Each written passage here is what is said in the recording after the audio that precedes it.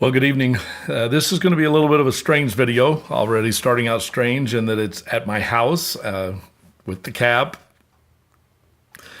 But this actually might totally apply to what we're looking at on this last video for our small groups.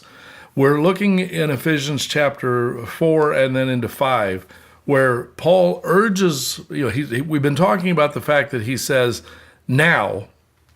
And he's been building up the theology for the last 3 chapters, and then the now transition to go to how do we walk?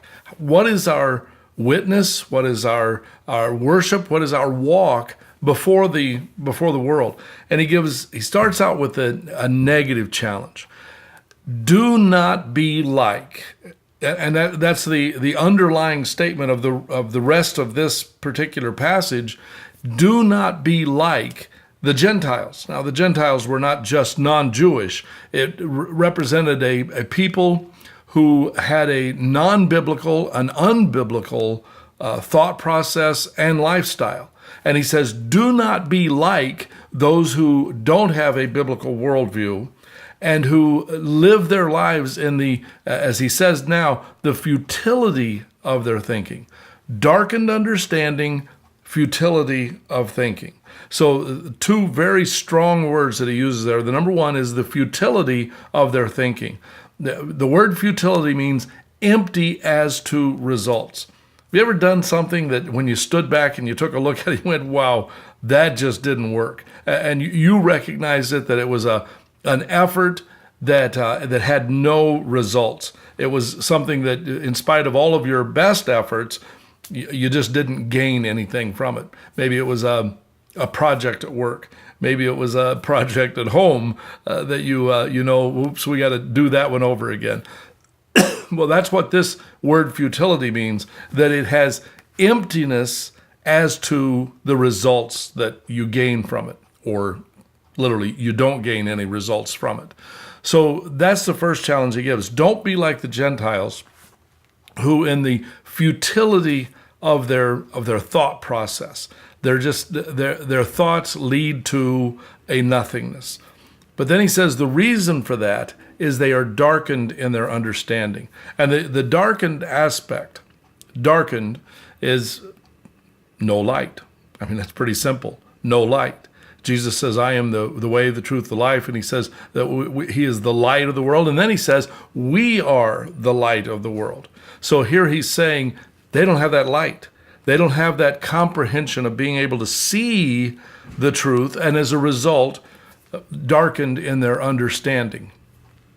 The understanding is what Paul had prayed for in chapter 3, that we would comprehend and apprehend the truth of who God is and what he has done for us. Those blessings that we've spoken of time and time and time over these last several weeks, that we would comprehend and apprehend, know them, and then apply them.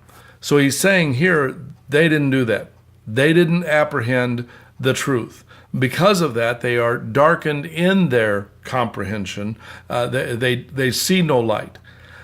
Paul also said this to the Corinthians, kind of the similar thing, that the natural man is unable to comprehend the truths of the Spirit. That literally, not only can he not comprehend them, they're moronic to him. They're idiotic to him. So when we start talking about prayer, we start talking about faith, we start talking about even hope, they don't understand that because they're darkened in their understanding, darkened in their ability to comprehend.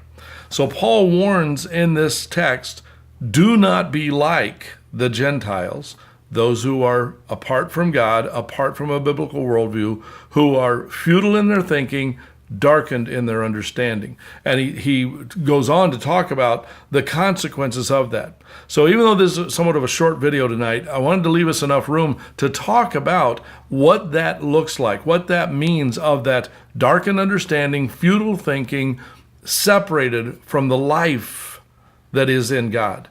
So when Jesus said, I've come to give them life, and that more abundantly, they're separated from that life. They are literally pulled apart from that life by choice. It's not that they don't get it, it's that they won't get it. And now, as we talk about that, we need to ask ourselves, why not?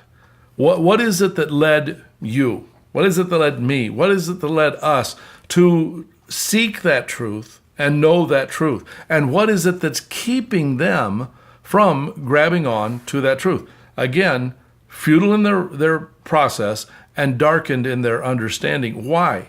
It's a willful pulling of a shade over and saying, I won't accept this truth.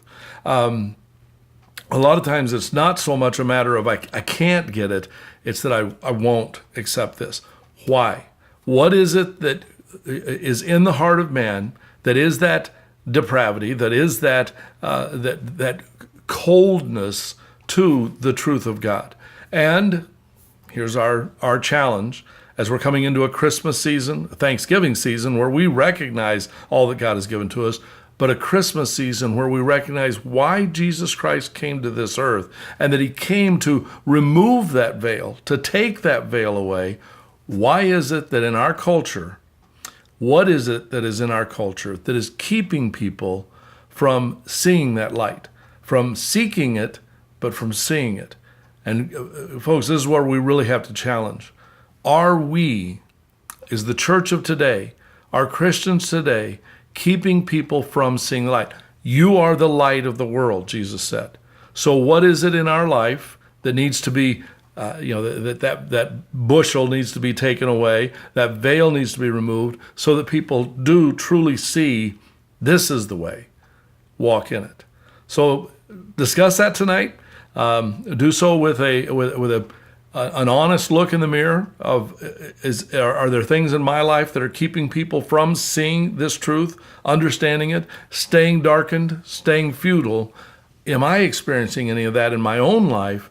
And how can I remove that so that others will see Jesus in me? Amen. God bless.